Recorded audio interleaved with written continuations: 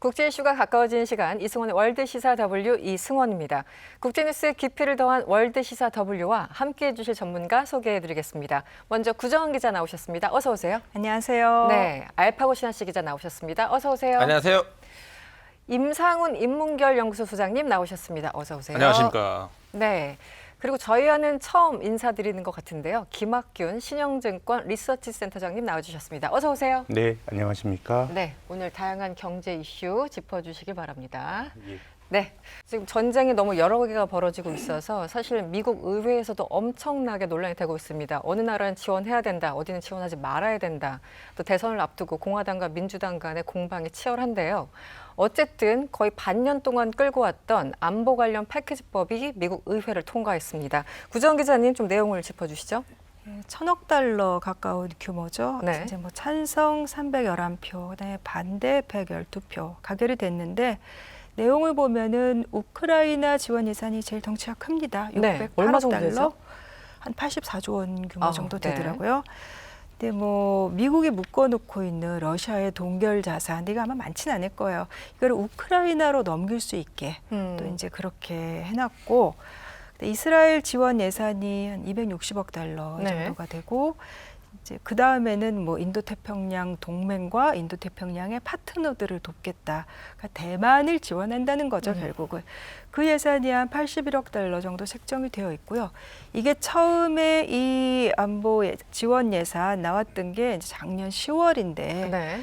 반년 전이죠. 근데 그때 우크라이나 지원에 대해서 미국 내에서도 밑빠진 독이다 이런 네. 의견들이 많다 보니까 이제 조금 이게 논의가 지지부진했었는데, 그러다가 작년 10월 달에 또 하마스의 그 이스라엘 공격, 그다음에 이 이스라엘 전쟁 시작되고 나서 이제 바이든 정부는 그러면은 보수파들이 원하는 이스라엘 지원과 그다음에 우크라이나 지원을 좀 묶어서 좀 해보자라고 했었는데, 그때 한 1,050억 달러 정도 이제 추경 예산을 요청을 했었어요. 근데 의회에서 공화당이 반대했죠. 네. 그러니까 반대하고 공화당이 이스라엘만 지원하는 별도 법안으로 하겠다라고 했었는데, 이제 그렇다 보니까 이게 계속 통과가 되지 못했고, 그러는 사이에 우크라이나 상황 저렇게 되고, 안 좋아졌죠. 또 이제 그 이스라엘에 의한 그 팔레스타인인 학살, 이게 또 문제가 되고 이렇게 꼬여 있다가 최근에 이제 이스라엘 이란 이 보복전이 진행이 되면서 미국의 친이스라엘파들이 안 되겠다, 더 지원을 늦춰서는 빨리 이스라엘 지원할 수 있게 해야겠다 이렇게 됐고,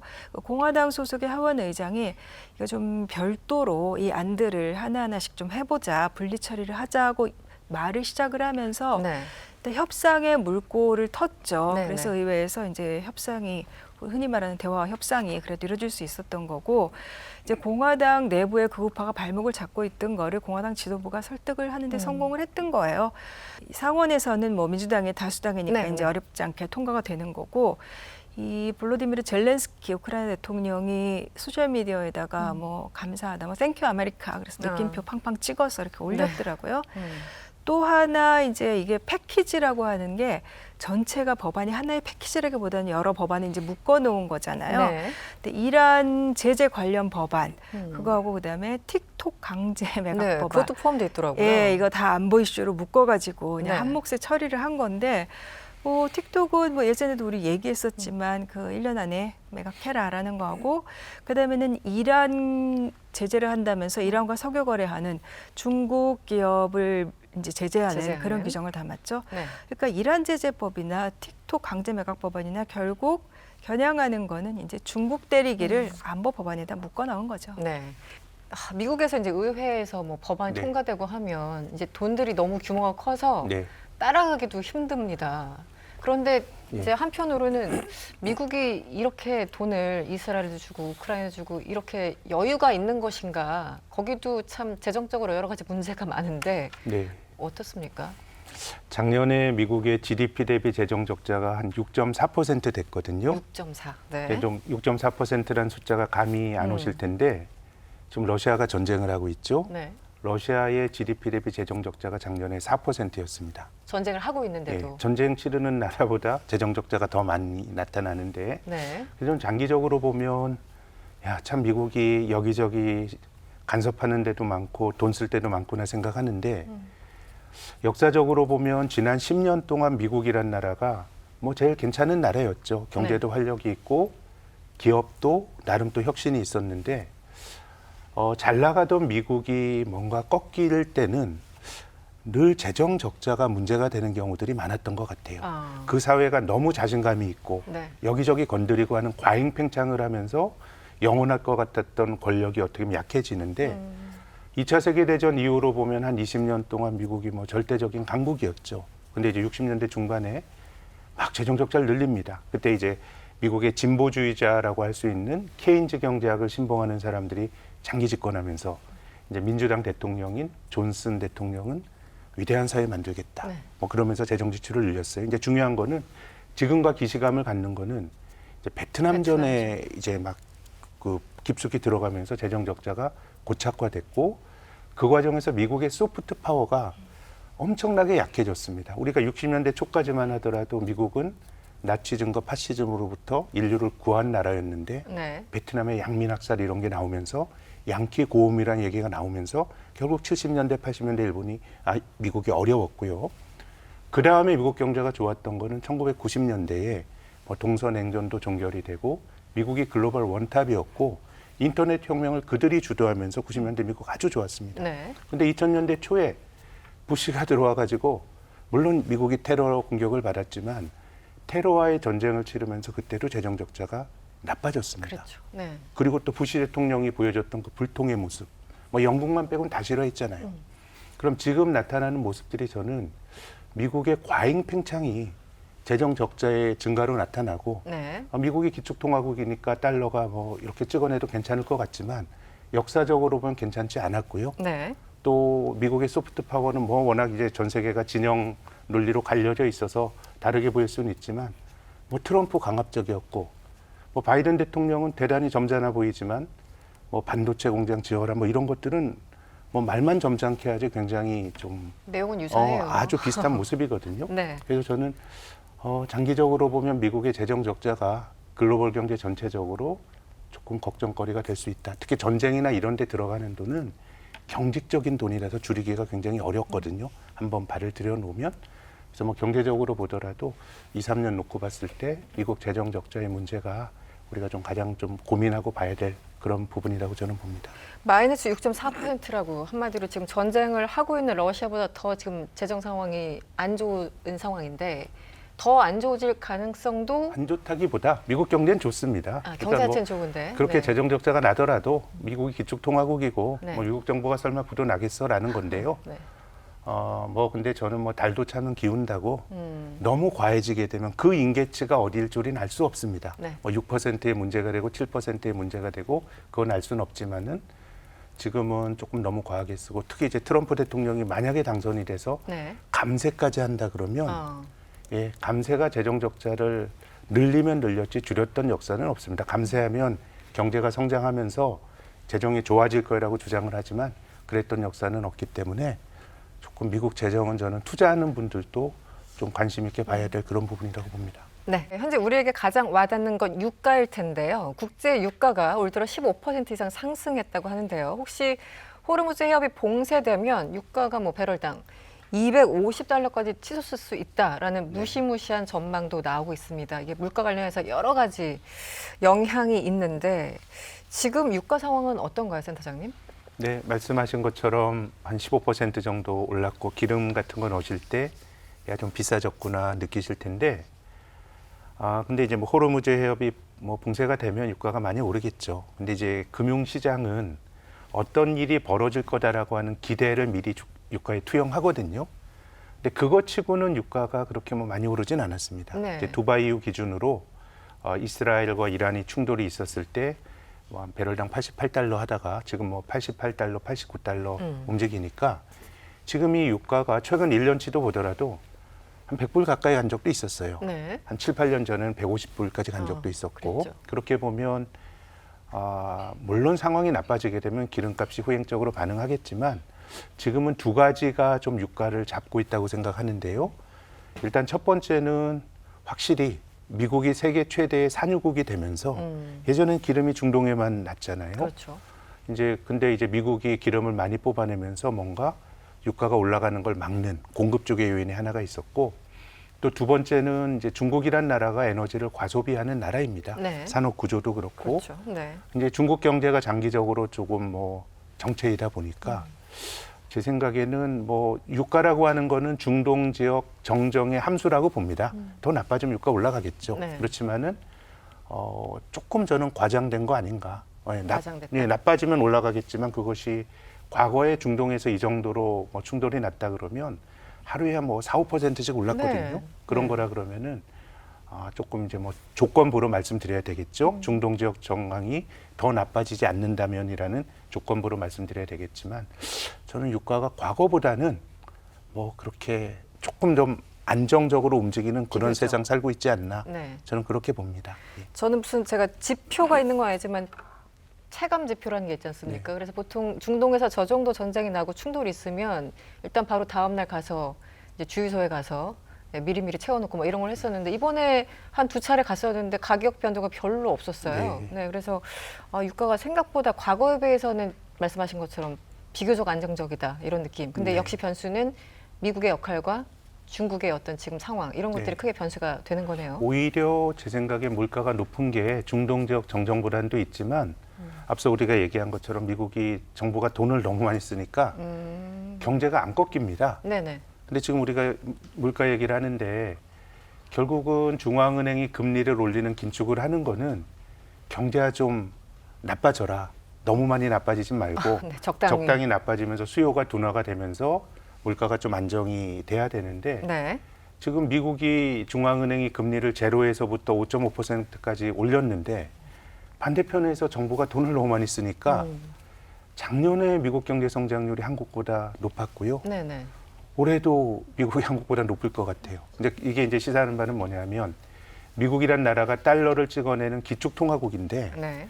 미국 경기가 안 꺾이면서 미국이 계속해서 높은 금리를 유지하다 보면 달러가 강해지고요. 지금 원달러 환율이 한 1,400원까지 얼마 전에 갔었죠. 그렇죠. 그래서 환율이 올라가면 좋은 사람도 있고 나쁜 사람도 있지만 기본적으로 우리가 달러를 찍어낼 수 없는 한국 사람들이 살아가는데 비용이 이제 높아지는 거거든요. 또 우리가 수입하는데 수입 물가도 높아지고 네. 그렇게 본다 그럼 지금은 미국과 다른 나라의 불균형이 조금 어떻게 보면 미국이 인플레를 좀 수출하는 측면도 있는 것 같고 뭐 그런 생각이 드네요. 네. 구정 기자님, 사실 우리가 유가 할 때 그 종류가 한 가지는 아니잖아요. 여러 가지 유종이 좀 있는 걸로 알고 있는데 좀 설명을. 유종은 정말 세계에 굉장히 많습니다. 네. 흔히 말할 때 뭐 서부 텍사스요, WTI, 그다음에 그 북해사 브렌트요, 그다음에 네. 중동의 두바이요.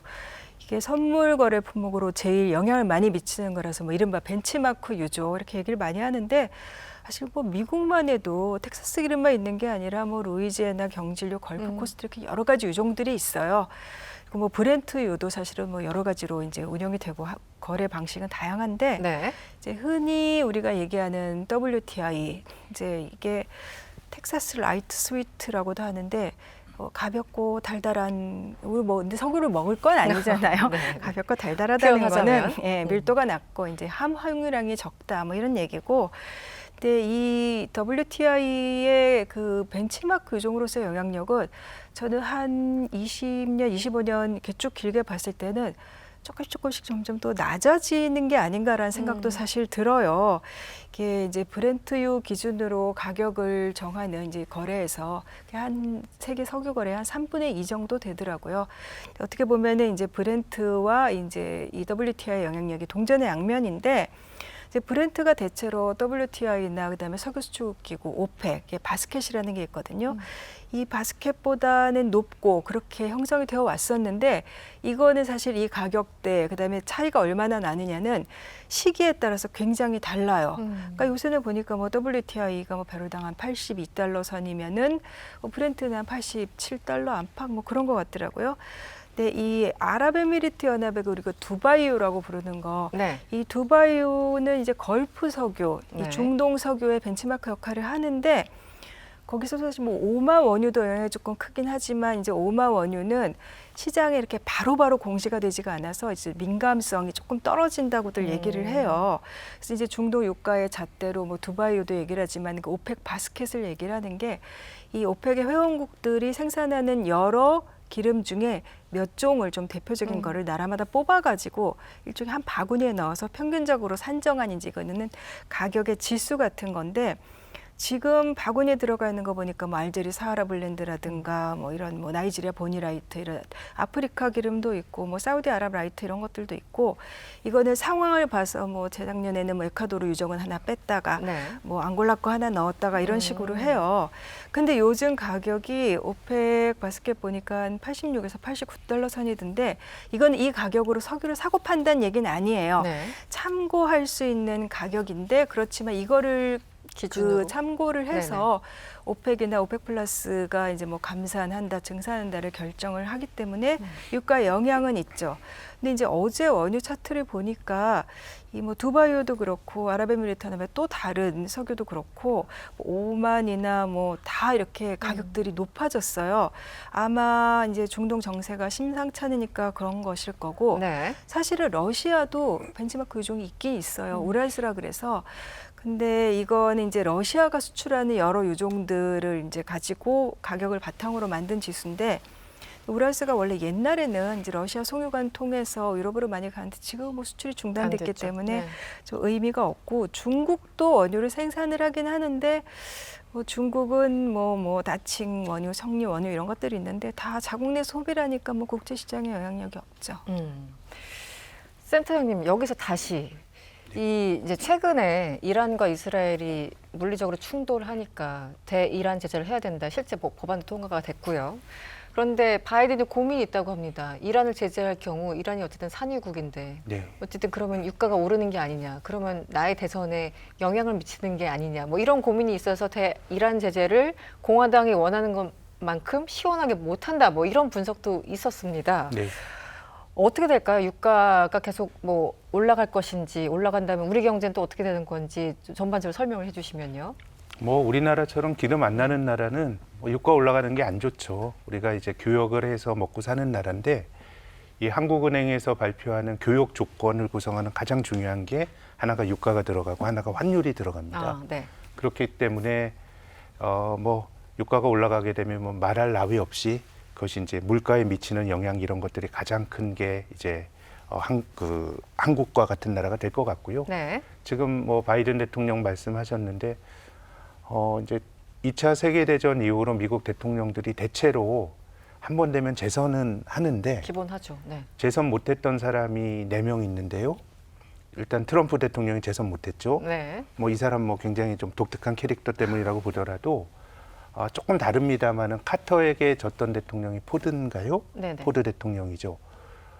이 사람 이제 재선 못했죠. 이제 70년대 인플레 때문에 재선을 못했고 또 아버지 부시가 아버지 부시. 90년대 초에 그때 또 미국이 인플레가 생겨가지고 막 클린턴이 바보야 문제는 경제야 그러면서 조롱을 했고 그리고 지미 카터 대통령도 카터도 재선 한 못했어요. 번이었죠. 네. 2차 오일 쇼크가 있었을 때였거든요. 그래서 이제 물가가 올라간다라고 하는 거는 기본적으로 노동자들의 임금이 물가를 쫓아갈 수가 없어요. 기업 입장에서 한번 임금을 올려주게 되면 이건 굉장히 경직적으로 네. 올려준 거 깎기가 어렵거든요. 그래서 물가가 올라가고 임금이 쫓아가더라도 결국은 이제 임금이 물가 상승을 못 쫓아가면서 실질 임금이 줄어들기 때문에 네. 저는 뭐 바이든 입장에서도 올해 연말까지의 11월 대선까지 이제 물가 관리나 이런 것들이 굉장히 좀 중요하지 않을까 생각합니다. 네. 그러면 제 궁금한데 이렇게 유가가 자꾸 올라가고 안 내리면 어떻게 돼요? 한국은 되게 나빠지죠. 일단 뭐 무역 수지, 경상 수지 같은 것도 굉장히 나빠질 수 있고요. 이제 우리나라가 다른 나라랑 그 교역하는 데는 우리나라 5만 원짜리 갖다 주면 안 받잖아요. 우린 달러가 필요한데 기본적으로 이제 경상 수지나 이런 거에 영향을 줄 수 있는 게 유가가 크고요. 또 경상 수지가 좀 나빠지게 되면 환율이 올라가겠네요. 원달러 환율이 올라가게 되면 우리가 또 경제 활동을 하는데 들어가는 비용이 커지기 때문에 뭐 이제 지금 정도 유가라 그러면 이제 다 버티는데 만약에 이제 국제 유가가 여기서 가정입니다. 한 30% 오른다고 가정했을 때 가장 충격을 받는 나라라 그러면 한국이 제일 앞쪽에 설 것 같습니다. 네. 사실 유가도 그렇지만 요즘 저 같은 경우는 아침마다 일어나서 보는 게 이제 환율입니다. 예전에는 여행 갈까 하다가 보다가 지금 숫자 자체가 너무 어마무시해서 자꾸 보게 되는데 이 최근 아시아 국가들 환율이 뭐 크게 오르고 있다 여러 가지 기사들이 있습니다. 어떻습니까 전반적으로? 이제 뭐 결국은 미국 연준이 금리 인하 언제 하느냐 이런 거 하고 그다음에 지정학적인 세계적인 불안요 이런 것도 영향을 미치는데 이제 뭐 불안정 요인이 생기면 원래 미국으로 돈이 몰린다 그러잖아요. 네, 그 네. 안전자산 그나마 안전한 달러로 쟁여두게 되니까 엔화는 보니까 뭐 34년 만에 가장 약세 요새 그런 보도들 나오더라고요. 네. 그때 뭐 얼마 전에 또 한미일 통화당국도 만났고 근데 이제 전체적으로 그 미국 언론들도 미국이 뭔가 조치를 취할 리는 없다. 그래서 파이낸셜 타임스 보니까 미국 입장은 달러는 우리 화폐지만 문제는 너희들 문제다라는 거라고 선을 그었군요. 예, 예. 네. 이제 중국도 이제 뭐 2022년 11월 이후에 지금 위안화가 가장 약한 수준이에요. 근데 중국은 워낙에 아직도 완전 자유 시장이 아니라 통제를 하잖아요. 그래서 이제 당국이 일종의 그런 밴드를 만들어서 그 선에 안에서 움직이게 하는데 이제 역외 거래에서는 이미 위안화가 그 밴드를 벗어났다고 하고 근데 시진핑 주석이 올 초에 이제 당 간부들 앞에서 했던 얘기가 올해 재정순위 이제 강력한 통화를 1순위로 꼽았었거든요. 근데 지금 안정적인 통화 정책이 좀 시험대에 올랐다 이런 얘기들이 요새 많이 나와요. 네. 이제 문제는 중국 같은 경우 딜레마가 달러에 비해서는 약할 수가 있는데 아시아의 다른 통화들에 비하면 위안화가 좀 강세인 거예요. 네. 그러니까 이렇게 되면은 이제 만약에 그 중국 정부에는 이제 아시아 수출도 해야 되니까 딜레마인 거고, 근데 이제 한국은 이제 전반적인 달러 강세 요인만으로는 좀 설명이 안 되는 것 같은 게. 뭐 전쟁 중인 러시아의 루블보다 원화가 더 많이 떨어졌다. 네.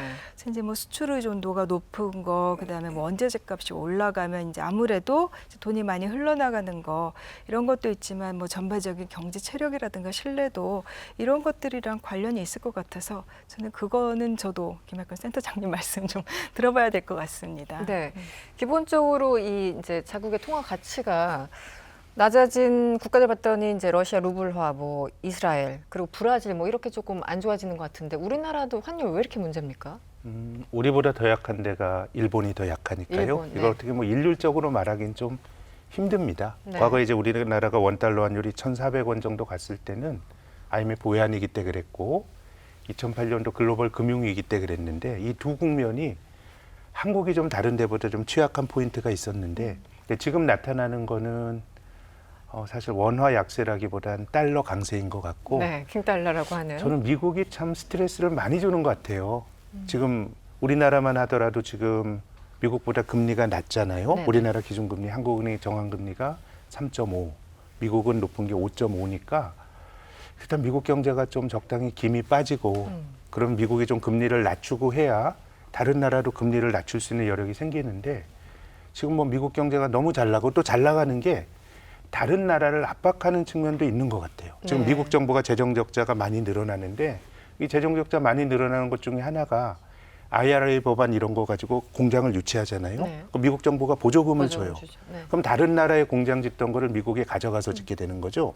그러니까 미국은 인플레가 생겨도 뭔가 투자도 일어나고 하면서 버틸 수가 있는데 이제 다른 나라들은 상대적으로 뒷받침이 안 되다 보니까 지금은 글로벌 경제의 불균형이 참 큰 것 같아요. 네. 근데 달러가 강하고 미국 금리가 높아지게 되면 많은 나라들이 스트레스를 받을 수밖에 없거든요. 그렇기 때문에 저는 한 1년 정도 놓고 봤을 때 글로벌 경제가 좀 조화롭게 가기 위해서는 미국이 지금처럼 달리는 것보다 뭐 네. 이제 미국 경제가 나빠지게 되면 그것도 걱정이에요. 네. 그래서 이 하드 랜딩까지는 안 하더라도 조금 뭐 적당히 속도가 둔화가 되는 게 글로벌 경제의 그 김을 좀 빼주면서 긴장을 좀 낮출 수 있는 건데 지금은 좀 미국의 독주가 조금 과한 거 아닌가 저는 그런 생각이 그럼에도 불구하고 뭐 킹달러, 그러니까 달러가 강하니까 뭐 원화 가치 하락할 수밖에 없다 이렇게 설명이 되긴 하지만 그럼에도 불구하고 1,400원 한번 돌파 잠깐 했었고요. 네. 최근에.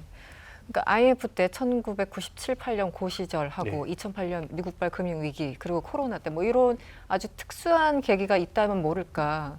우리 원화 너무 떨어지는 거 아닌가요? 뭐 그렇게 보면 일본 엔도 말씀하신 건 90년대 이후로 처음이고 우리는 2008년 이후로 처음 한 1,400원 갔습니다. 크게 보면. 네. 근데 유로는 달러에 대해서 한 최근 20년 내 가장 약하고요.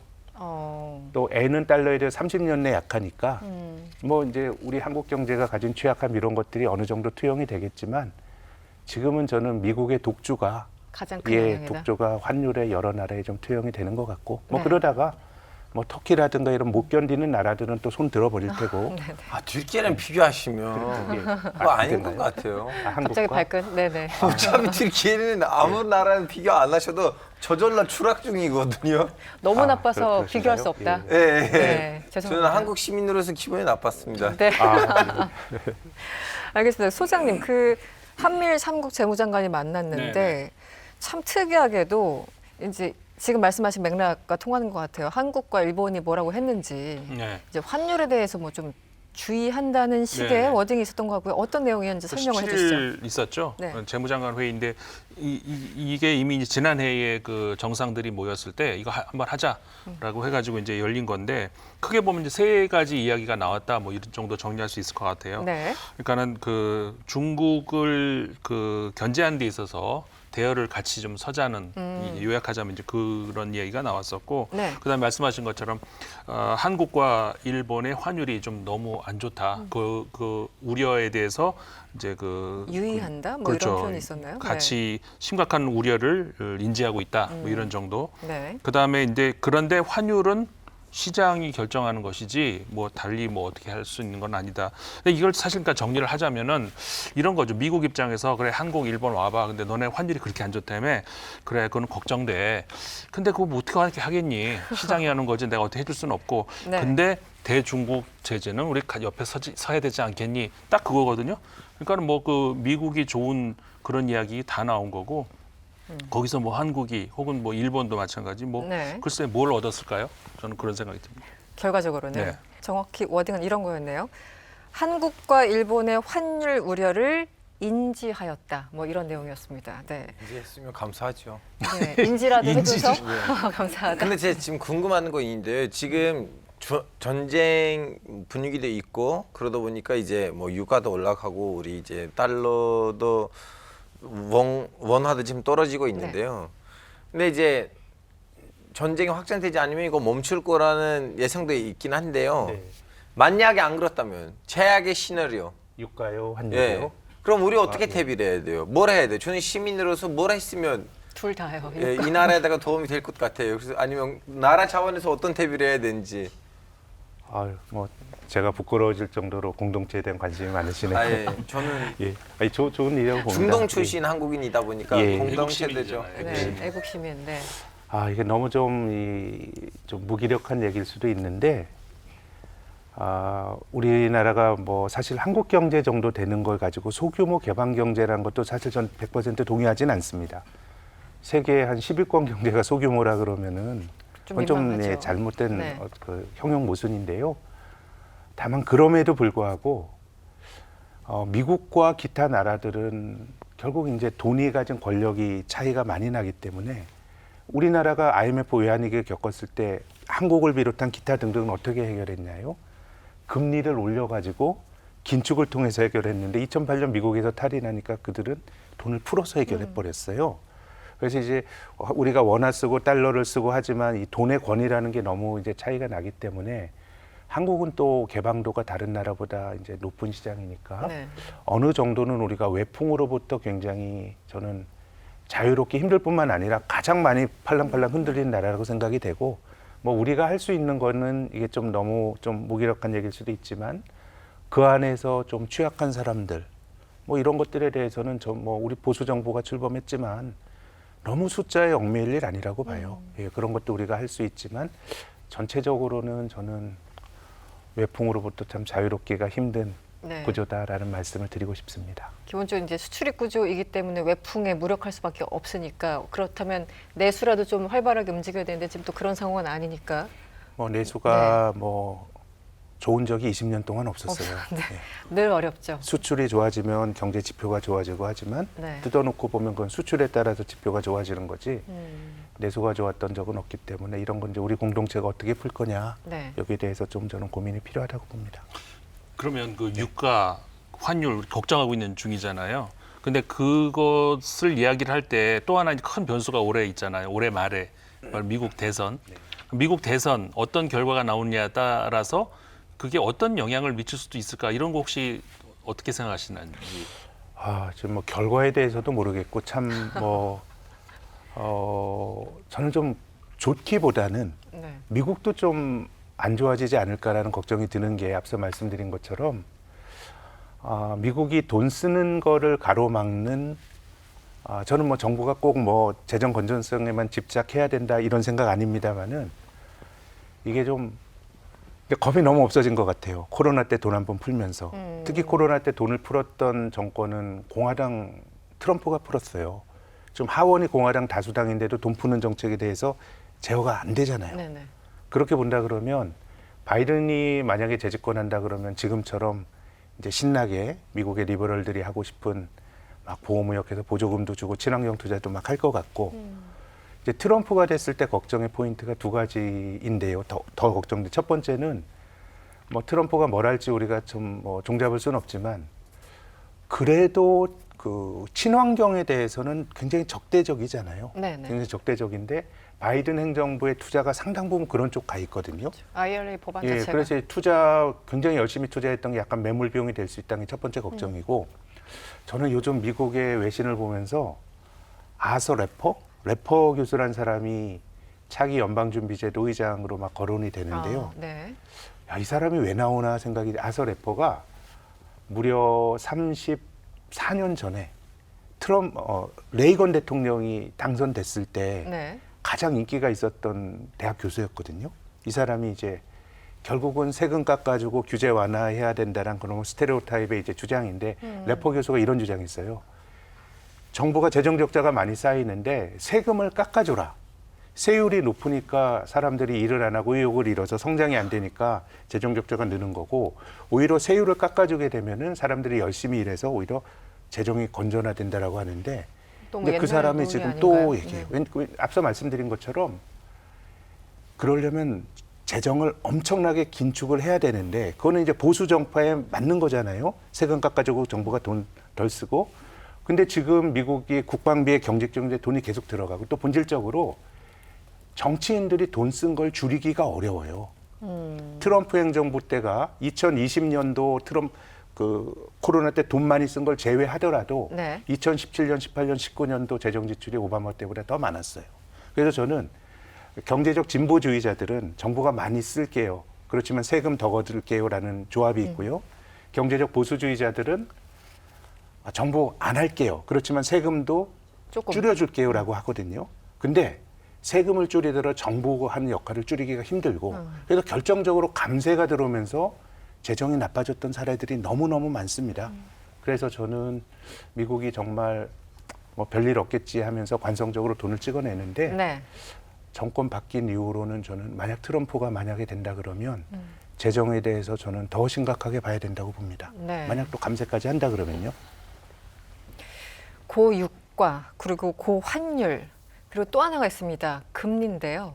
이 고물가가 계속되면서 고금리도 지속되고 있습니다. 이런 와중에 파월 의장 같은 경우 금리 인하까지는 좀 시간이 필요할 거야. 뭐 이런 뉘앙스로 최근에 얘기했는데요. 지금 올해 뭐 몇 차례 인하할 거라는 전망이 연초에 있었는데 네.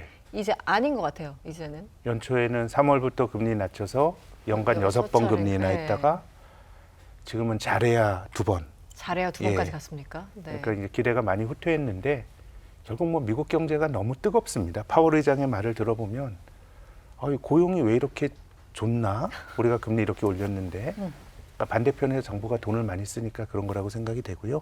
그래서 저는 경기가 좋은 것과 인플레 억제가 양립하기 힘들다고 봅니다. 네. 세상에 공짜가 어디 있어요. 그렇죠. 그렇게 보면은 전체적으로 상당히 높은 인플레와 상당히 높은 금리 뭐 이런 것들은 좀 지속이 될 가능성이 높다고 저는 봅니다.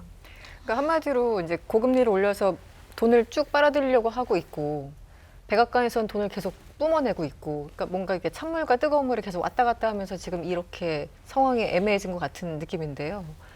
근데 보통 선거를 앞두면은 정부 입장에서는 돈을 어쨌든 계속 풀 생각을 하잖아요. 그럼 파월 입장에서는 더 내릴 수 없는 상황이 되는 게 아닐런지. 그러니까요. 네. 파월이 그런 고민을 좀 두 계속 번도 힘든 게 아닐까. 그럴 수도 있습니다. 아, 정말요? 네, 지금 네. 미국 정부가 또 돈을 얼마나 쓸 거냐는 미국 정부의 국채 발행 계획. 재정 적자가 쌓이니까 정부가 빚내서 써야 되거든요. 근데 올해 미국 정부가 빚을 내는 규모가 2020년 코로나 팬데믹 때 정부가 돈을 썼을 때 막 썼을 때보다 더 크니까요. 저는 이게 조금 지속 가능하지 않다고 봅니다. 너무 경기를 뜨겁게 만들고 결국 경제가 이러다가 탈이 나는 거죠. 네.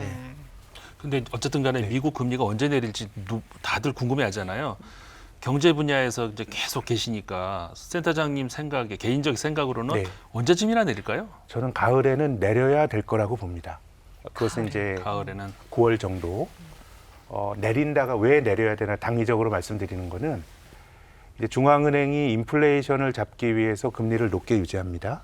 근데 인플레이션만 잡으면 좋은데 고금리가 유지가 되다 보면 경제에서 탈이 납니다. 네. 예컨대 2008년 글로벌 금융위기도 연준이 금리를 올린 다음에 가장 취약했던 능력 안 되는 사람들이 빚내서 집을 샀다가 문제가 생겼거든요.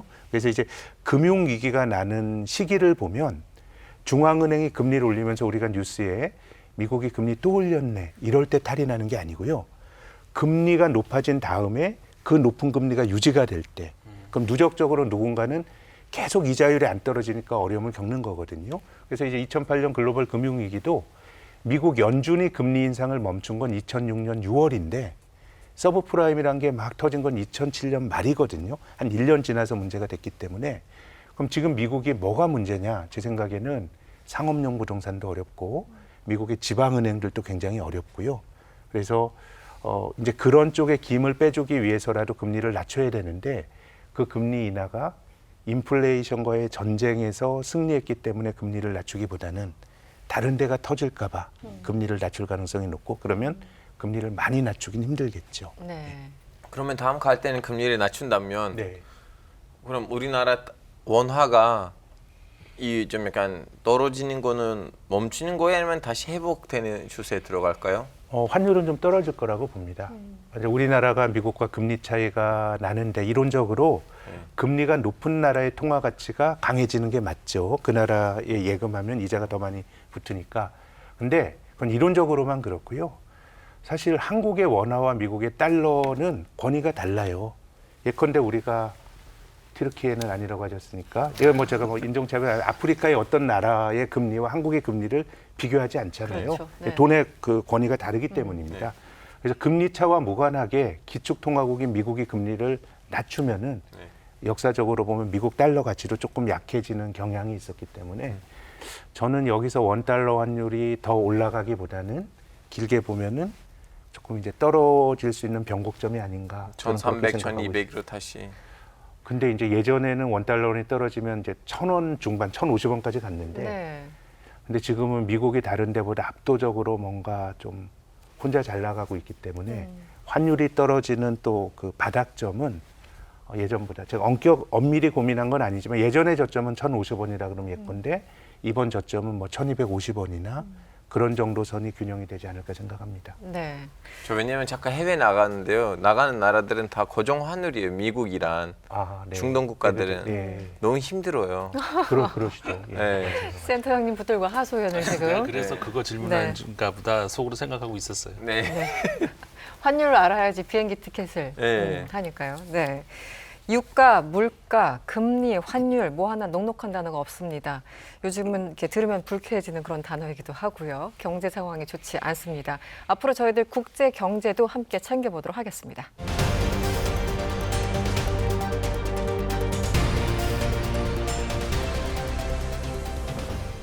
세계 경제에 대해서 이야기를 이어가 보도록 하겠습니다. 지난 4월 17일 바이든 대통령이 중국산 철강과 알루미늄에 대해서 관세 3배 인상 검토를 지시했습니다.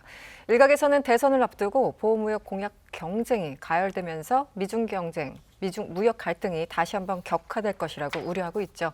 지금 어떤 상황인지 알아보도록 하겠습니다. 과잉 생산을 우려했다고 하는데 좀 설명을 해주시죠. 그 미국 무역 대표부 이전에 우리도 참 많이 무섭게 기억하고 있는 네네. 중국산 철강 알루미늄 관세를 3배로 올리는 방안을 검토하라 했다 그러는데 중국의 불공정 무역 관행에 맞서서 역사적인 조치를 취하기로 했다. 이거 보니까 그 백악관 웹사이트 들어가서 읽어보니까 말이 굉장히 거창해요. 뭐 네. 철강은 미국 경제의 중추이자 국가 안보의 기반이다. 뭐 미국 기업들이 지속 가능한 철강의 미래를 이끌어야 한다. 뭐 이 녹색 강철은 뭐 청정 에너지와 뭐 우리 어쩌고 저쩌고 막 이렇게 나오다가 레토릭들이 정말 네. 어마어마하네요. 그런데 네. 중국의 과잉 생산과 시장을 무시한 투자 때문에 결국은 네. 미국의 노동자들이 고통을 겪고 있다 이 얘기였죠. 그러면서 또 미국의 조선업을 명시를 했고 이 철강은 미국의 산업용 선박을 물론이고 그 해군 선박에 투입되는 중요한 원자재다. 근데 중국이 문제를 일으키고 있다는 거죠. 네. 그래서 무역법 301조, 슈퍼 301조 이걸 동원해서 관세를 올리는 방안을 얘기를 했는데 현재 중국산 철강 이제 평균적으로 관세가 한 7.5% 정도인데 3배 올리면 25%까지 올라갈 수 있다. 뭐 이런 얘기 나오고 네. 그러면서 또 백악관이 멕시코에서 미국으로 수입되는 철강도 이야기를 했어요. 그러니까 중국이 멕시코를 통해서 철강과 알루미늄을 그러니까 우회 수출하면서 관세를 피해가려고 하고 있다는 거고 네. 그러면서 바이든 대통령이 멕시코로 우리 지금 고위 관리들 보내서 멕시코하고도 협력을 하고 있다. 조사하고 이렇게 있어? 얘기를 네. 했고 근데 이제 그 슈퍼 301조까지 동원을 해서 이렇게 중국 철강 때리게 하는 거 뭐 백악관 설명으로는 미국의 그 5개 노조, 그 유나이티드 스틸 워커스라든가 이 노조들이 청원을 냈기 때문에 정부로서 이렇게 하는 거다라고 하는데 뭐 철강 공장 5억 달러 지원하는 내용도 이번에 뭐 발표를 했고요. 대선 앞둔 시점에서 이제 철강 노동자들의 이제 마음을 얻기 위해서 이제 뭐 미중 갈등도 불사하겠다. 어떻게 보면 그렇게 해석될 수 있을 것 같고요. 네. 그 명분으로 이제 중국의 이른바 불공정 관행하고 그 다음에는 중국과 다른 미국의 깨끗한 철강, 친환경 생산 이거를 강조한 것 같아요. 네. 철강 알루미늄 콕 집어서 관세 인상을 검토하라고 네. 백악관에서 지시를 내렸는데 이 아이템들이 어떤 의미인지 이렇게 또 관세를 인상하게 되면 미국 경제에 전반적으로 어떤 영향을 미치는지 좀 설명해 주시죠. 저는 뭐 별 영향이 없을 거라고 보는데요. 없나요? 네. 일단 이제 그 관세를 올린다고 하지만은 경제적인 반향은 이제 작았는데 아니 뭐 물건이야 예전에 이제 그 자유롭게 어떤 나라에서 생산해서 다른 나라로 수출하던 경제에서야 수출할 때 어떤 관세가 중요한데 지금은 아예 뭐 어떤 항목을 거래하지 마라 그러고 네. 어떤 거는 우리 땅에서 지으라 그러고 네. 그런 거니까 트럼프 때 관세보다 지금은 관세의 민감도가 훨씬 한쪽에서 험한 일들이 벌어지고 있기 때문에 이미 관세는 굉장히 마일드한 정책이 된 측면이 있는 것 같고 이거는 저는 뭐 대선을 앞둔 정치적 제스처라고 생각하는데요. 네. 철강 관세를 올린 것도 있지만 US 스틸을 일본 제철이 인수할 그것도 반대했잖아요. 반대했죠. 네. 그건 이제 이제 철강이 고용을 많이 하는 것도 있지만 US 스틸이 가진 상징성이 있습니다. 그러니까 19세기 후반에 미국이 정말 많은 기업들이 난립하다가 20세기 초에 몇몇 영역에서 일종의 이제 그 산업을 그 지배하는 독점 기업들이 생겼어요. 네. US 스틸도 그 중에 하나고요. 또 그 스탠다드 오일이라고 하는 록펠러 이런 어떤 정유사도 있었는데 스탠다드 오일 같은 건 이제 막 독점 때문에 분할이 됐습니다. US 스틸의 이름도 약간 좀 내셔널리즘에 US라는 게 들어가지만은 네. 그렇기 때문에 저는 다분히 이게 경제적인 효과보다는 조금 어떤 정치적인 어떤 그런 제스처로 이해해야 되지 않을까 네. 그렇게 봅니다. 그렇군요. 소장님, 이 이제 바이든 대통령이 여러 곳에 가서 특히 이 지금 6개 주, 7개 주는 굉장히 좀 민감하잖아요. 트럼프와 바이든 표차가 얼마 안 나고 어디를 튈지 모르기 때문에 특히 거기 가서는 어떤 레토릭과 언어의 수준이 굉장히 좀 세지는데 중국 정부를 엄청나게 욕하면서 지금 보조금, 뭐 과잉 생산 이런 거에 대해서 욕을 하고 있어요. 네. 어떤 맥락인가요? 그러니까 김학현 센터장님 좀 전에 잠깐 지적하셨지만 이건 경제적인 어떤 효과보다 왜냐하면 사실 중국의 철강 알루미늄이 미국에서 비중이 과거만큼은 아니거든요. 그러니까 지금 관세를 그렇게까지 올려서 뭘 해야 될 그럴 일이 아닌데 그렇게 민감하게 하는 이유는 한번 지금 말씀하신 것처럼 그 미국의 노동자들을 향해서 우리 이렇게 하고 있다 걱정하지만 이제 이런 메시지거든요. 그러니까 이 맥락을 좀 잠깐 설명을 해드릴 필요가 있는데, 그러니까 11월에 미국 대선 있잖아요. 근데 미국의 지금 바이든 대통령 그다음에 트럼프 전 대통령이 경쟁을 하고 있는데 우리나라 언론에서도 보면 트럼프 전 대통령이 살짝 앞서고 있다 이런 얘기 나오잖아요. 여론조사상. 그렇게 네. 여론조사. 근데 이게 미국의 선거 제도가 이제 독특해서 네. 전체적으로 뭐 누가 몇 퍼센트 이건 별 의미가 없습니다. 예를 들어서 이제 캘리포니아주 같은 경우는 늘 민주당이 이기는 네. 곳인데 거기는 뭐 99% 지지를 얻으나 51% 지지를 얻자 똑같아요.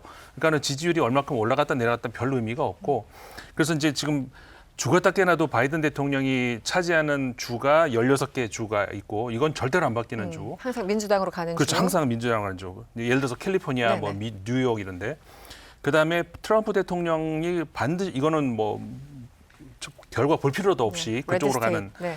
그게 이제 그 21개 주가 있거든요. 근데 두 개를 합치면은 그러니까는 그 바이든 대통령이 얻는 표가 훨씬 많아요. 근데 그 주만 그렇고 그럼 나머지 좀 왔다 갔다 하는 주란 말이에요. 그런데 전체적으로 올해 이렇게 쭉 여론조사 동향을 보면은 네. 전체적으로 트럼프 대통령한테 유리하게 가고 있는 게 맞습니다. 네. 그런데 정말 알 수 없는 그 중에서도 또 진짜 알 수 없는 이 세 개의 주만 꼽자면은 그게 뭐냐면 펜실베니아하고 그 미시간하고 위스콘신. 네. 여기서는 진짜 어떻게 결과가 날지 알 수가 없는. 소위 러스트벨트라고 하는 그쪽 지역에. 그렇죠. 근데 말씀하신 것처럼 그게 공교롭게 딱 러스트벨트. 네네네. 다시 말해서 미국의 그 철강 노동자들이 굉장히 민감하게 여기가 그 과거에는 민주당이 강세였는데 항상 그랬죠. 그랬죠. 근데 트럼프 대통령이 당선될 때 1등 공신이 바로 거기였다는 거죠. 그게 공화당으로 넘어가서 트럼프 대통령 된 거 아닙니까? 근데 지난번 대선에서 바이든 대통령 때 또 그쪽으로 넘어갔어요. 그러니까 이번에 이들이 어디로 넘어가느냐에 따라서 결정적으로 되는데 제가 이제 전체를 한번 이렇게 진짜 더하기를 다 해봤어요. 아, 네네. 그랬더니 요 세 주 펜실베니아, 미시간, 위스콘신 이것을 만약에 그 바이든 대통령이 차지를 한다. 그러면 바이든 대통령이 신승합니다. 아주 조금의 표차로 네. 이길 수 있어요. 그런데 신승 말 그대로. 네. 예, 그런데 이게 바이든 대통령으로 넘어간다. 그러면 특히 펜실베니아, 왜냐하면 펜실베니아가 19석이 거기 네네. 안에 들어가 있거든요. 그러니까는 펜실베니아가 굉장히 중요한데 지금 현재 여론조사 동향을 보면은 트럼프 대통령이 약간 유리해요. 그렇기 때문에 바이든 대통령 입장에서 여기 사활을 걸어야 돼요. 네. 여기를 반드시 찾아와야 승리하는 것이지 여기를 놓치면 이길 수가 없습니다. 그러니까 바로 그 아까 말씀하셨던 그 중국산 철강, 알루미늄 세배 관세 이 발언이 바로 그 펜실베니아의 그 피츠버그 철강 노조의 그 노동자들 앞에서 한 발언이거든요. 네. 그러니까 정치적인 발언으로서 그 어떻게 보면 바이든 대통령은 그 자기의 정치적 그 운명을 거는 그런 발언을 한 그런 맥락으로 봐야 되는 것이지 경제적으로 그런 맥락으로 봐야 되는 건 아닌 것 같습니다. 네. 그럼 알파고 기자님 네. 이렇게 일종의 이제 철강이나 이런 것들은 거의 상징 산업이 된 것 같고 경제보다는 정치적인 의미가 더 큰 것 같은데 그러면 중국은 뭐 시큰둥합니까? 어떻습니까? 중국도 거기에다가 대응을 하겠죠. 근데 이 절강이 제일 많이 우리는 어디서 써요? 물론 다양한 데서 쓰긴 하지만 제일 좀 약간 경제 시스템 안에서 좀 약간 흐름에 영향을 미치는 분야는 조선업이잖아요. 네네. 자 이제 여기서 나수라장이 되면 세계적으로 좀 약간 조선업 시장이 좀 약간 뒤없다고 해야 되나요? 네네. 그래서 새로운 좀 약간 변수들 생길 수가 있고 그 이쪽 분야는 네. 새로운 경쟁 분위기로 들어갈 것 같으니 저는 이제 조선업을 하지 않은 사람으로서 외부인으로서 좀 약간 보기 재미있는 현상들이 벌어질 거라고 보고 있어요. 네. 어떻습니까? 중국은 반응이 바로 나왔나요? 왜 보통 이렇게 하면 뭐 보복관세랄까 뭐 다른 식으로 또 옥죄이잖아요. 중국이 가만히 있지는 않지 않습니까? 근데 이미 뭐 그 중국산 철강 제품이 미국으로 나가는 비중이 너무 낮아졌고 낮아서. 또 반도체나 뭐 이런 걸로 중요한 걸로 계속 두드려 맞고 있기 때문에 네. 그러니까 뭔가 이제 최근에 벌어지는 몇 년 동안 겪다 보니까 현상을 해석하는 감이 좀 달라진 것 같아요. 아. 예전에 자유무역 시대에는 큰 일이었는데 지금은 뭐 그까이 그런가 거, 보다. 예, 더 심한 일들이 자극이 더 세니까요. 네. 저는 중국 보면서 이번에 요 사실은 바이든 발언 있기 전에 그러니까 중국에 대한 기사들이 여러 가지가 쏟아져 나왔었는데 네. 내용들이 어떤 거냐면 이제 뭐 중국의 과잉 생산, 밀어내기 이런 거 이제 무역 갈등 이게 미국하고만 있으면 괜찮은데 미국 입장에서는 어떻게 보면 지금 중국 관세 뭐 이런 거 큰 영향이 없다라고 늘 설명해 주셨지만 네. 지금 좀 중국은 상황이 심각한 것 같아요. 왜 유럽연합 쪽에서 그 중국 전기차 이거 또 관세 그 문제 됐잖아요. 근데 올 들어서 야심차게 그 브릭스를 확대했었잖아요. 지금 브릭스의 모든 나라들이 중국하고 싸우고 있거든요. 아, 그렇군요. 이게 지금 그 덤핑 때문에 그러니까 3월 초에 그때 브라질이 이제 중국산 철강 수입품 반덤핑 조사를 시작을 했었고, 그다음에 인도도 지금 같은 이유로 그 싸우고 있고, 이제 인도가 미국보다 훨씬 더 중국산의 반덤핑 조사 많이 하는 나라라고 하더라고요. 둘이 원래 사이 안 좋잖아요. 예, 네. 그런 요인들도 있을 거고, 그다음에 남아프리카 공화국도 얼마 전에 보니까 뭐 무역위원회가 또 조사한다 이런 얘기를 했는데 이 브릭스 국가들이 다들 덩치가 큰 나라들이잖아요. 이 나라들 입장에서는 아직은 뭐 중국처럼은 아니어도 어쨌건 제조업에서 중국하고 경쟁을 하려고 하는 나라들이고, 그래서 그 포린 어페어스에 지난달에 나온 거 보니까 이 지금 중국이 이렇게 과잉 생산, 이 밀어내기, 이제는 그거 할 때가 아니라 중국 내수 키우고 뭔가 이전과는 다른 방향으로 가야겠다라는 메시지를 중국 정부가 외부에 던졌어야 되는데 네. 양회 때 네네. 그때 시진핑 주석과 중국 지도부가 던진 메시지는 반대였다는 거예요. 우리 예전처럼 그대로 한다. 계속해서 우리는 수출 많이 할 거고 성장률 유지할 거고, 이렇게 되면서 다른 나라들이 뭐 유럽이나 미국뿐만이 아니라 다른 나라들이 이제는 중국과의 관계를 이전처럼 끌고 갈 수 없는 상황이 됐고, 이제는 뭐 중국이 세계의 공장인 건 맞는데 이제 세계의 골칫거리가 되어가는 국면이다. 그래서 중국 자체도 이런 거 굉장히 위험 수위에 올라와 있다. 이렇게도 분석을 하는 것 같아요. 그렇군요. 뭔가 굉장히 고립되고 있는데 중국은 아니 우리 그냥 5% 성장 계속 할 거야. 그런데 하던 대로 그 계속 갈 중국의 거야. 과잉 생산이 네. 이제는 정말 모두의 짐이 되어버리고 있는 거죠. 그러면서 네. 또 우리 다들 뭐 중국이 그러다가 과잉 생산 뭔가가 터져버릴까 다 걱정이 되기도 하고. 네, 알겠습니다. 지금 EU 차원에서는요, 이 중국을 향해서 전기차, 배터리 그리고 태양광 패널 이런 것에 대해서 지나치게 과잉 생산을 하고 있다, 또 불공정 무역이 벌어지고 있다라면서 면밀하게 검토에 들어갔고 이제 관세를 올릴까 말까 지금 검토 중에 있습니다. 그런데 독일 숄츠 총리가 그러거나 말거나 중국에 갔어요. 14일 날 갔어요. 네. 그리고 16일 날 시진핑 만나서 정상회담을 했는데 워딩도 참 미묘했습니다. 왜 갔습니까? 그 독일은 어쨌든 그 유럽 연합 그리고 유로존의 어떻게 보면 그 중심 국가잖아요. 사실상 그 다른 나라가 잘 안 나갈 때도 독일 혼자 잘 나가고 있다가 최근 들어서 독일이 살짝 좀 이렇게 네. 약간 흔들흔들 한단 말이죠. 뭔가 돌파구를 찾아야 되는 그런 시점이 오긴 온 것 같아요. 근데 이제 그 중국과 유럽 그리고 이제 특히 독일 관계를 보면은 일단 두 가지 측면을 좀 봐야 될 것 같은데, 네. 첫 번째는 그러니까는 그 지금까지 최근까지도 독일의 주로 그 어떤 그 생산 기지가 이제 중국이 그 역할을 해줬다는 것이죠. 그렇기 때문에 독일이 싼 물건을 만들 수 있는 어떤 그 공장으로서의 그 가치가 있었고, 중국도 당연히 그러니까 그런 가치가 있었고, 상호 간의 어떤 그 도움이 되는 관계였는데, 중국의 제조업이 어떻게 첨단 산업 쪽으로 점점 조금씩 이동하지 않습니까? 네. 그러다 보면 앞으로 이미 시작이 됐고 앞으로는 잠재적으로 상호 어떤 그 공장을 설립해서 이제 상호 도움을 주는 그런 관계라기보다 상호 경쟁 관계로 변화될 가능성이 높다는 것이죠. 네. 사실상 앞으로 그렇게 갈 거란 겁니다. 그렇기 때문에 독일 입장에서는 중국하고 지금까지의 관계 말고 새로운 어떤 관계를 정립을 해야 되는, 뭔가 찾아야 되는 그런 입장에 놓여 있다는 것이죠. 그렇기 때문에 이제 어떻게 보면 거시적으로 그런 어떤 그 고민의 연장선이다, 이제 이렇게 볼 수가 있어요. 그래서 이번에도 그 내각 장관들도 그렇고 독일의 기업인들도 굉장히 많이 네네. 함께 갔다는 말이죠, 중국에. 또 하나 측면은 뭐냐면은 사실 이제 그 미국의 이제 달러존, 그다음에 유로존, 네. 그다음에 이제 또 중국 위안화, 이렇게 어떻게 보면 세계 3대 화폐 지역이잖아요. 그런데 이제 미국과 어떻게 보면 유럽은 당연히 전통적인 우방 관계인데, 우리 그 트럼프 때 경험했잖아요. 그 트럼프 대통령 당시에 유럽과의 관계가 굉장히 많이 틀어졌었죠.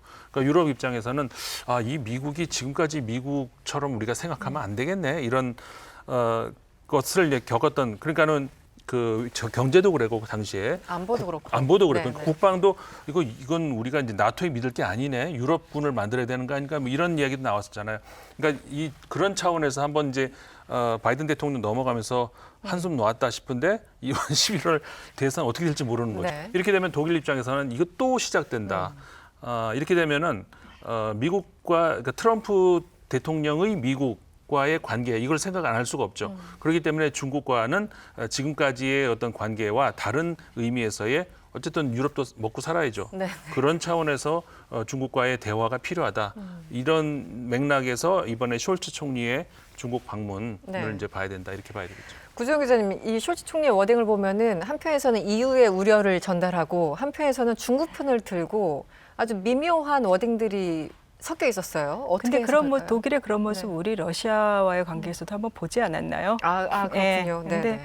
사실 독일과 중국의 이 긴밀한 관계가 어제 오늘 일도 아니고 메르켈 총리 시절에 16년, 17년 이 정도 집권하면서 중국에 12번을 갔었어요. 근데 그 외에 만난 것도 치면은 거의 시진핑 주석하고 제일 많이 만났을 거예요. 그렇게 많이 갔습니까? 베이징에? 근데 이때 어. 메르켈 총리도 장기간 집권했고 다른 네. 나라 지도자들은 선거로 바뀌지만 또 중국은 안 바뀌잖아요. 바뀌죠. 예, 그런 것도 네. 있지만 이제 그러고 나서 숄츠 총리로 바뀐 다음에 2022년에 숄츠 총리가 갔었는데 뭐 그때는 뭐 독일이랑 중국 수교한고 50주년이다 뭐 가는 명분이 있었어요. 근데 문제는 뭐였냐면 시진핑 3년임 다음에 제일 먼저 달려간 주요국 정상이 독일 총리였다는 거. 네. 그 때문에 그때 좀 말이 많이 나왔었어요. 엄청 이슈가 됐죠. 네.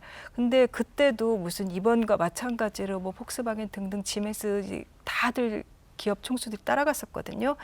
근데 이제 숄츠가 취임하고 나서 확실하게 친중이기는 해요. 예를 들면 그 독일의 최대 항구라고 하는 그 함부르크. 네. 이 터미널 운영권은 항상 예민한 문제인데 이거 중국 해운사가 인수하는 거, 그러니까 운영을 하게끔 이거 지분 인수하는 거를 숄츠 총리가 허락을 해줬었어요. 그리고 이제 그 연립 정권 안에서 지금 그 녹색당하고 네네. 이제 자유민주당이 다 반대를 하는데 숄츠 총리가 근데 그게 러시아와의 관계랑도 그때도 똑같았는데 이제 그 녹색당에서는 중국과의 밀착에 반대를 하는데 독일 기업들이 중국에다가 판돈을 걸어둔 게 너무 많아요. 네네. 폭스바겐은 거의 지금 수출한 차량의 생산한 차량의 3분의 1이 아마 중국에서 팔릴 거예요. 그리고 중국에 있는 폭스바겐 공장만 해도 뭐 30여 개에 한 9만 명, 10만 명 직원이 그렇다고 하는데 특히 이제 코로나 시기 거치면서 이 독일의 제조업체들, 자동차 회사들 굉장히 수출 안 좋았을 때도 중국 시장 덕분에 사실은 살아남았었거든요. 네. 근데 그것도 있고 그다음에 이제 그 예를 들면 뭐 바스프 화학회사죠. 거기 전 경영자가 뭐 주중에 사흘은 중국에서 사는 사람이다라고 하고 계속해서 친중 발언해갖고 막 문제가 된 적도 있었어요. 네. 그 사람이 2년 전에 그 숄츠가 중국 갈 때 같이 따라갔었는데 그 얼마 전에 바스프 CEO가 바뀌었거든요. 네네. 근데 이번에는 아예 중국 지사장 출신으로 그러니까 그 내부에서 뭐 녹색당이나 이런 확실하군요. 데서 뭐라고 말하건 간에 독일의 대기업들은 걸어놓은 게 지금 너무 많고 그래서 뭐 예를 들면 강제 노동 때문에 그 신장 위구르 지역의 폭스바겐 공장 독일 내부나 이제 인권단체들 쪽에서 철수하라는 데들이 굉장히 많았는데 네. 뭐 듣지 않고 있죠. 근데 이게 이해관계가 너무나 명확한 거고 워낙에 시장이기도 하고 생산 기지이기도 하고 어떻게 보면 독일은 그 지금은 다른 선택지가 없다라고 생각을 하는 것 같아요. 시진핑 주석이 숄츠 총리 만나서 굉장히 반가웠던 것 같아요. 표정도 네. 밝았고요. 그리고 내가 하고 싶은 얘기 당신한테 다 할 테니까 네. 다들 들어봐. 약간 이런 분위기였거든요. 어떻게 뭐 독일이 약한 고리가 되는 겁니까? 그러니까 저는 구 기자님 말씀에 전적으로 공감하는 게 네. 이제 중국이 개혁 개방 이후에 성장을 하면서 많은 나라들이 수혜를 받았거든요. 네. 그럼 어떤 나라들이 수혜를 받았냐? 중국은 제조업 중심으로 성장하면서 조립 공장 역할을 했어요. 그럼 중간에 중간재를 수준 높은 중간재를 파는 나라가 제조업 잘하는 나라입니다. 독일이 대표적이고요. 그렇죠. 네. 독일보다 수혜를 더 본 나라가 있습니다. 한국입니다.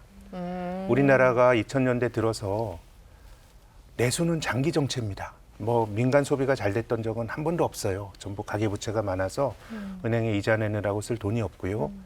한국의 기업들은 열심히 투자하지만 전부 나라 밖에 투자를 하고 하다 보니까 결국 수출이 경제를 좌지우지했는데 2000년대 들어서 한국의 전체 무역 수지흑자가 8천억 달러입니다. 다른 나라에서 아주 많이 돈을 많이 벌었죠. 네. 그중에 중국에서 번 게 6,900억 달러입니다. 압도적이네. 압도적으로 중국에서 돈을 많이 벌었어요. 그럼 이제 제조업을 잘하는 나라가 유럽에 독일이 있고요. 동아시아 국가들이 잘하죠. 일본, 한국, 대만이 잘하는데 일본은 역사적으로 굉장히 큰 상처를 준 나라니까 그래서 독일보다 무역수지 대중 무역수지흑자가 많았던 나라가 한국이에요. 한국이 계속 압도적으로 1위를 하다 최근에 대만에게 뒤집혔어요. 아, 그럼 대만, 한국, 독일은 이제 거기 이해관계가 있다고 봐야 돼요. 근데 장기적으로 보면 이제 예전에 거기 뭐 빨대를 꽂아놓고 꿀을 빨듯이 했던 이제 그런 환경은 아닙니다. 중국이 시진핑 정부가 들어와서 확실히 외국 사람들이 비즈니스 하기엔 환경이 나빠졌고요. 또 중국 기업들의 경쟁력이 좋아지면서 예전에 우리 물건을 사다 경합을 합니다. 네. 그렇지만 이제 거기 들어가 있는 것들이 너무 많기 때문에 대만 같은 경우는 뭐 정치적으로 네네. 민진당이 집권하면서 경제적 이해관계와는 조금 무관하게 이제 조금 사이가. 튼 것 같고 그렇기 때문에 네. 저는 이제 한국이나 독일 같은 나라, 대만까지 포함해서 미국 쪽에서 붙어가지고 완전히 이해관계를 단절하기에는 거기 두고 나와야 될 게 너무 많기 때문에 저는 아주 장기적으로 보면 한국이 중국 비중을 줄여야 된다고 생각합니다. 그렇지만은 그런 과정이 아주 거기 목숨 걸고 있는 사람들이 많아요. 그렇기 때문에 저는 그 독일과 중국의 관계도 네. 그런 맥락에서 버리기에는 그동안 너무 20년 동안 친해졌기 때문에 네. 어느 정도는 그 관계를 유지할 필요가 있는 네. 거라고 봅니다. 잃을 게 너무 많아서 당장 떨어질 수 없는 그런 관계들. 저는 그렇게 봅니다. 네. 사실 뭐 바이든 행정부가 중국과 디커플링 얘기할 때 유럽은 아니 디커플링은 아니고 디리스킹이야 하면서 나중에 이제 바이든이 극적극적 하면서 아 그래 그럼 우리도 디리스킹 약간 뭐 이런 분위기인데 이 유럽과 중국의 관계는 지금 어떻게 봐야 되는 건지 좀 가끔 헷갈릴 때가 있습니다.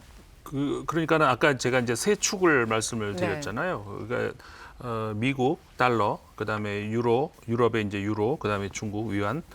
그런데 이제 중국 입장에서는 지금 인도 태평양을 놓고 미국하고 이제 거의 어떻게 보면은 미래를 건 한판 이제 승부를 걸고 있는데 그나마 그러니까 바닷길이 만약에 지금처럼 계속 막힌다면은 1대1로 하잖아요. 바다도 있지만 또 땅도 있죠. 갈 수 있는 곳은 결국 유럽 쪽인 것이죠. 근데 의외로 미국과 달리 유럽 같은 경우에는 그 여지가 좀 중국 입장에서는 보이죠. 근데 어떻게 보면 가장 먼저 중국과의 관계에서 여지를 보였던 것이 이탈리아였는데 네네. 뭐 지금은 또 그렇게 뭐 녹록한 것 같지는 않고 그러니까 어떻게 해서든 중국 입장에서는 유럽의 활로를 뚫어야 할 수밖에 없는 그런 상황인 것이죠. 네. 알겠습니다. 알파고 기자님 혹시 뭐 질문하실 게 있으신가요? 저는 궁금한 거 뭐냐면 네. 중국 보기에는 이 독일이랑 관계를 어떻게 보고 있어요? 중국이 유럽에서 우린 그나마 이 나라를 좀 약간 관계를 좀 특별히 여겨야겠다. 왜냐면 또 재작년인가 그때도 프랑스 마크롱 대통령이 뜬금없이 나타났잖아요. 네.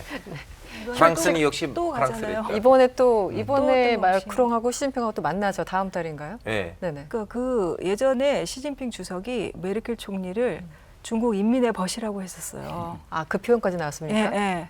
근데 프랑스 대통령이 중국 인민의 벗이었던 적은 아직 좀 못 본 것 같아요.